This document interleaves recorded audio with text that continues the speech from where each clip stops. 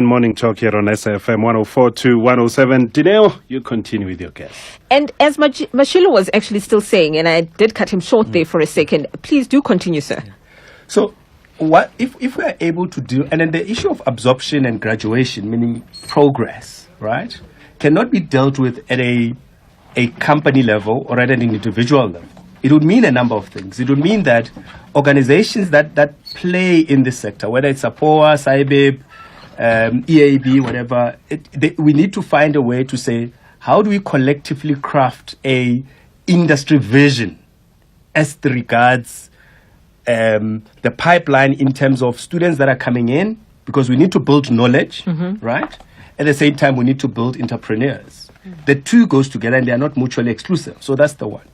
And those that will remember, I think about 3 or 4 or 5 years, a couple of years ago, there was a grant that Services CETA granted to the industry. Right. I'm saying to the industry, although it was provided to a one body, right? Is to say, if we collectively sit around the table and start having a conversation to say, after that grant that was given, it was 40 million, if my head's still right, to say, this number, did we sit down and say, guys, although it was given to me as organization A, I would deliberately engage organization B, C, and D and says, how do we use this effectively as an industry to get the right output? Right. The last I heard about this particular thing is they were struggling to attract the relevant numbers of students, and I was saying it's impossible.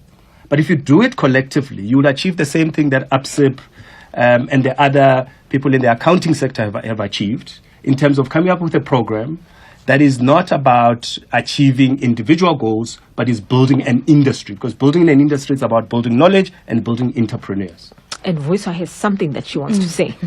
Well, no, I mean, I'm just reflecting also on the panel discussion that was had at the conference. And really, for me, the most provocative part of the topic was discussing incubation and the role of black companies, within these incubation programs. And I think we can all agree that there's no shortage of incubation programs. And Mashilo, you actually yourself, you made a very provocative comment, and you said, I said you are a perpetual black work in company, progress. you are perpetually a work in progress. At which point do we as black companies stop being part of incubation programs? At what point do we stop being skills developed? I have a membership of professionals. Our membership, the SAIBIB members, are professionals. They are entrepreneurs. They are people who are running companies, many of whom have been running companies for 15 to 20 years. They are not incubator candidates. But the real topic around enterprise development and around transformation with respect to enterprise development is the environment enabling for black businesses to thrive? Are we nurturing black businesses? Are we supporting them financially? And are we creating an environment where companies, of course, some need incubation because they're green and they're fresh out of the box, but those companies that are there, that are my members, that are still at the forefront of crying for transformation and demanding transformation, what is the solution for them? Now, as part of this panel, we had one other person, Nigel Adrianse, CEO of Enterprise Development Fund. Thank you so much, Nigel, for finding the time. We thought you were not going to make it, but here you are. Welcome. All right, we can't hear him. All right, he's not there yet. He is going to join us just shortly. I do believe that they are able to patch him in. So it's important, yes. Here you are, you're pointing it out, and you wanted to say something.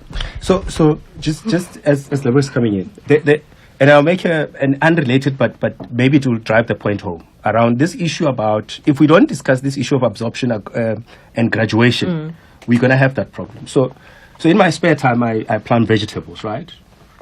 So there's a point where vegetables. True or no, it's true. It's true. You must follow me on Instagram. You'll see. But I plant vegetables. At least one thing on my plate is always created by myself. So, nice. So that's the objective. So the type of, so I plant a seed at a particular point in time, given the season is right, yada yada yada, and there's a type of manure or whatever that I put in for that seed, right? And the seed comes out, germinate, and at some point is grown. Along the growth of that seed, the manures that I put in for it to progress up to a point where I can harvest is different, and I must be aware of it. And the seasons also change. So I must always be aware of this growth, and I must be clear right at the beginning that if I'm planting carrots, I'm not expecting to take out a cabbage at the end of the day. And I must be sure that the things that I put down into that soil, into the carrot, are relevant for the carrot, such that at the end of the day, I get a healthy carrot. If at the end of the day, I get a rotten carrot, there must be somewhere in the process that something that I've done that was not relevant for the carrot. And that's the story around enterprise development.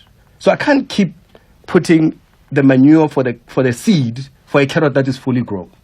And that's, if we understand that as a fact, then we'll understand that entrepreneurs will operate the same way. That there's a point where there are seeds and there's a point where they are fully carrot, and we need to treat them differently. And if you just joined us, this is a continuation of, a discussion, or at least a panel that took place at the South African Institute for Black Property Professionals, Practitioners. I say that every time. Practitioners, SAFM, as it's known, their convention for 27, which took place last week. This panel in particular, it was made out of Mashilo Bijeng, who's Managing Director of Tsibo Real. You've just heard him now. It was made up of Libone Nkumeleni, Corporate Social Responsibility Manager from Growth Point, and we also have with us in studio is Vuiswa Muchekwana, who's the CEO of SAFM, and made that absolutely wonderful event absolutely happen. And I do believe now, this time for real, we do have Nigel Adjenso on the other side of the line. Nigel? Hello, Benaya. Oh, finally, my goodness, thank you. As CEO of Enterprise Development Fund, you're the reality to this kind of story and the kind of enterprise development we're referring to, in the sense that you were able to put up and bring to reality your own property fund. Tell us about that. Okay, not to bore the other panelists and your viewership or listenership with my whole story. When I was in the property sector for over 15 years in corporate, managed a portfolio of close to 19 billion rand. But at the end of the day, realized that if I was going to stay in corporate, I was never going to be able to do what I wanted to do in terms of developing black entrepreneurs in the property sector. So last year, and I joked around a bit at the panel last year I quit my job specifically to start this enterprise development property fund. And basically my point is this. There's way too much talk out in the property sector about developing entrepreneurs, about transformation, etc., but there's very little action. And I decided that at that point in my life, I needed to take some action.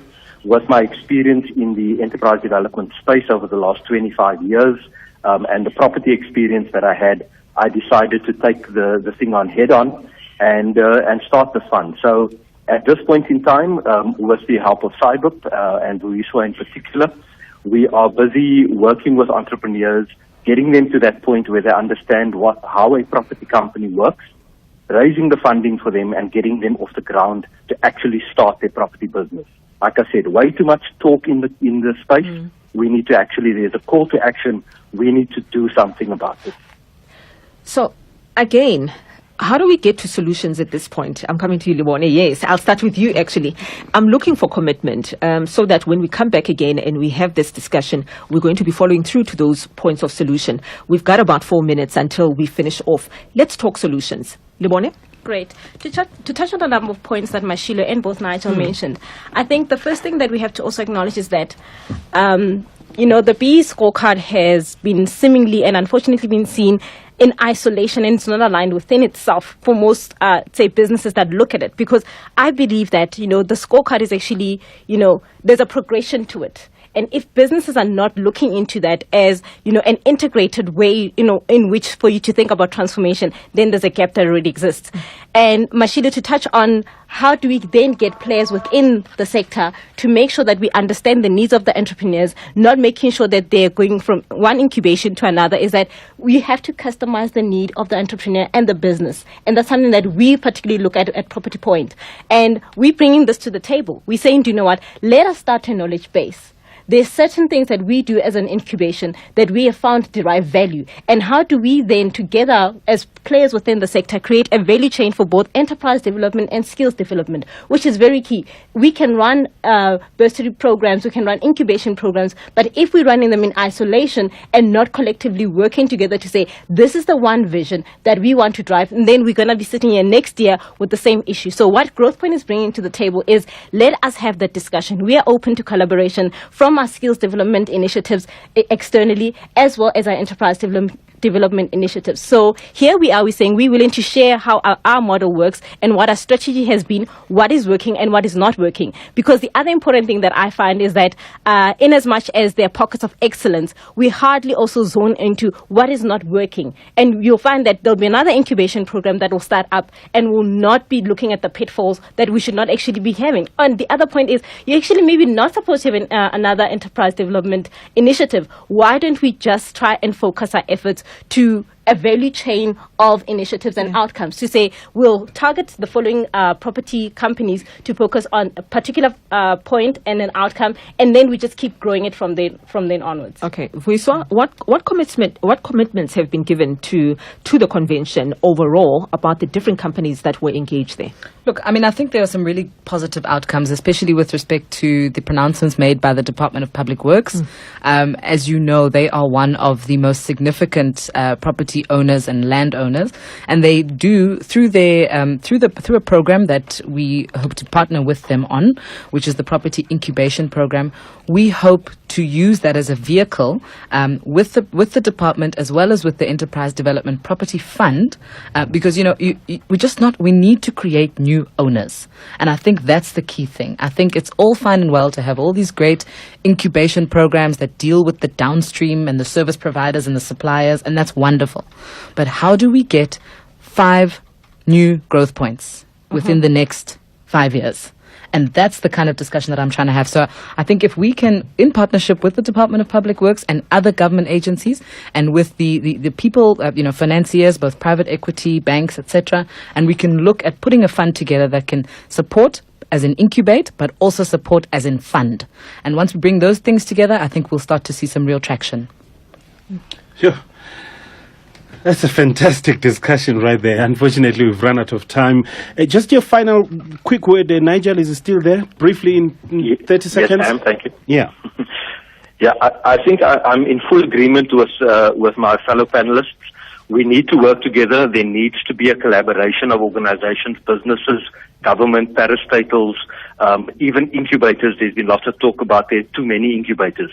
But because we have so many incubators, we can actually work together and not against one another. Let's create, like Vuiswa says, let's create some new black entrepreneurs. Let's create some new growth points. And if we work together, I think we'll be able to achieve that. Dineo, how do we continue with this discussion, your contacts and so on? I think as we had discussed with SAIBIB, we are going to try and have these discussions ever so frequent and often whenever there are results and, credible information that we can share with the public so that the public can also interact with some of these discussion points where I think we can actively still continue the discussion even on Twitter, on Facebook, on social media, which SAIBIB has done so well, particularly from that convention. So please just follow through, not only on the SAFM page, but also on my page on Facebook, Dineo Properties, as well as Twitter, Dineo Properties, so that we can continue through and we can have this discussion further. Thank you so much. Mashilo, Libone, Vuiswa, and Nigel on the line. Thank you very much to all of you, and of course, the one and only Dineo. It's just after past. It's time for the news headlines. Sir Utsile Saku, good morning. Thanks, Bongi. In the headlines, SABC News has learned of another assault case that was opened at the Ermelo police station in Mpumalanga against Higher Education Deputy Minister Mduduzi Manana. This follows an assault case opened against Manana by 2 women at the Douglasdale police station in Johannesburg at the weekend. The Independent Police Investigative Directorate, IPID, is investigating the killing of a police sergeant by his colleague in Botshabelo in the Free State. It's alleged that the suspect had an argument with his ex-girlfriend at a local tavern, resulting in the shooting. And the unemployment rate in South Africa has remained unchanged at 27.70% in the second quarter of 2017 from 27.70% in the first quarter of this year. According to figures released by Statistics South Africa, both employment and unemployment decreased in the second quarter, resulting in the unemployment rate remaining unchanged. Details at 12. Few things make us powerful beyond measure. Knowing our constitution